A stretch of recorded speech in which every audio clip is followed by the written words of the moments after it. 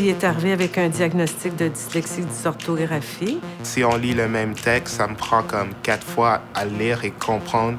C'est de reprendre et de reprendre, puis lui, jamais disait un mot. Il travaille fort, ces élèves-là, ils travaillent plus que les autres élèves. Moi, je vois vraiment la différence. Mika, quand il est arrivé au début, il était très timide, il parlait presque pas. Ils font des murales un peu partout dans l'école. Il avait un désir d'aider par son projet. Avant, notre école était comme un hôpital.